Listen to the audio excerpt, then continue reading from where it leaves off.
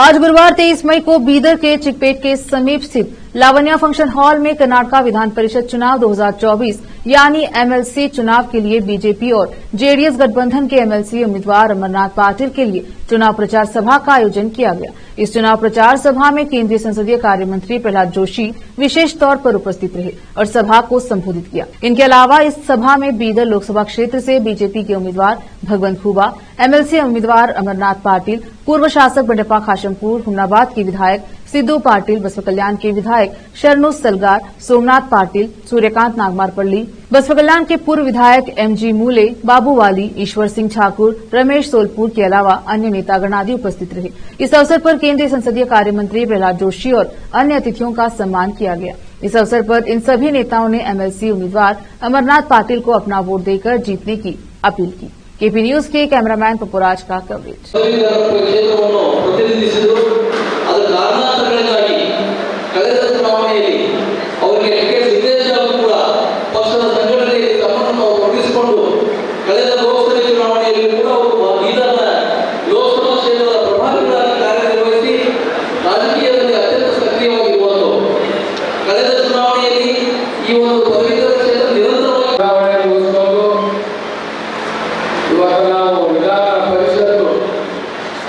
ಅದು ಈ ಭಾಗದಲ್ಲಿ ಪದವೀಧರ ಕ್ಷೇತ್ರಗಳು ಒಂದು ಅಭ್ಯರ್ಥಿಯಾಗಿ ಎಲ್ಲರಿಗಿಂತ ಒಳ್ಳೆಯದೇನಂತಂದ್ರೆ ಇವಾಗ ನಾವು ಯಾವ್ದಾರ ನೆಂಟಸ್ನ ಮನೆ ಮಾಡಕ್ ಹೋದಾಗ ಹುಡುಗ ಹೆಂಗದ ಅಂತ ಕೇಳ್ತಾರೆ, ಮನೆ ಹೆಂಗದ ಅಂತ ಕೇಳ್ತಾರೆ.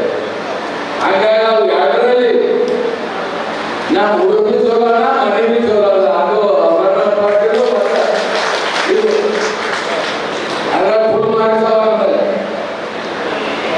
ಇಂಥ ಒಂದು ಅಭ್ಯರ್ಥಿ ಯಾಕಂದ್ರೆ ಮೊದಲು ವಿಧಾನ ಪರಿಷತ್ ಗೆಲ್ಲಿ ಸಾಕಷ್ಟು ಕೆಲಸ ಮಾಡಿ ಈವನ್ ಹೈದರಾಬಾದ್ ಕರ್ನಾಟಕ ಡೆವಲಪ್ಮೆಂಟ್ ಅಧ್ಯಕ್ಷರಾಗಿ ಕೆಲಸ ಮಾಡಿದ್ದಾರೆ.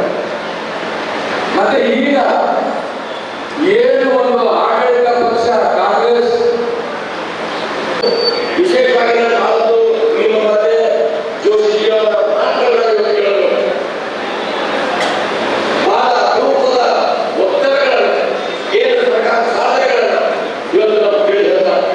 ಹೀಗಾಗಿ ನಾವು ಮೊದಲಾಗಿ ಈ ಕ್ಷೇತ್ರದ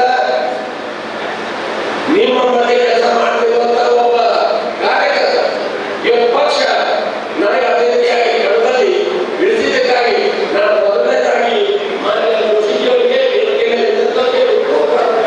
ಧನ್ಯವಾದಗಳನ್ನು ಹೇಳಲಿಚ್ಛಿಸ್ತೇನೆ. ಮತ್ತೆ ಇವತ್ತು ಈ ಸಂದರ್ಭದಲ್ಲಿ ಮೊದಲೇ ವಿನಂತಿ ಮಾಡ್ಕೊತಿಲ್ಲ, 3ನೇ ತಾರೀಕಿಗೆ ನಡೆಯುವಂತ ಈ ಒಂದು ಚುನಾವಣೆ ತಾವು ತಮ್ಮ ಸಹಪಾಠಿಗಳು ನಮ್ಮ ಗೆಳೆಯರು ಬಂಧುಗಳು ಎಲ್ಲರನ್ನ ಪ್ರೇರಣೆ ಮಾಡಿ ಕಡ್ಡಾಯವಾಗಿ ಮತದಾನ ಮಾಡಬೇಕು.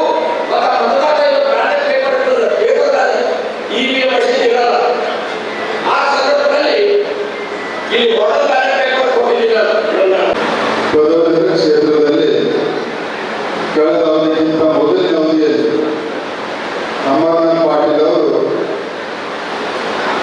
ಸಾಕಷ್ಟು ಕೆಲಸಗಳನ್ನು ಮಾಡಿದಂಥದ್ದನ್ನ ನಮ್ಮೆಲ್ಲರ ಗಮನಕ್ಕಿದೆ. ಕಳೆದ ಬಾರಿ ಅವರು ಅಭ್ಯರ್ಥಿ ಆಗಲಿಲ್ಲ ಎಂದು ಬೀದರ್ ಜಿಲ್ಲೆಯನ್ನುವಂತ ನಿರಾಶೆಯಿಂದ ಈ ಭಾಗದಲ್ಲಿ ಭಾರತೀಯ ಜನತಾ ಪಕ್ಷದ ಅಭ್ಯರ್ಥಿಗೆ ಕಡಿಮೆ ಮತಗಳನ್ನು ಬಂದಿದ್ರೂ ಕೂಡ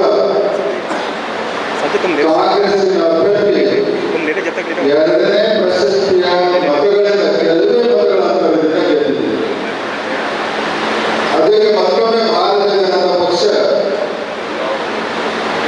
ಕಳೆದ ಬಾರಿ ತಪ್ಪಿದಂತ ಅಭ್ಯರ್ಥಿಯನ್ನು 6 ವರ್ಷಗಳ ಕಾಲ ಒಳ್ಳೆಯ ಹೇಳ್ತಾರೆ.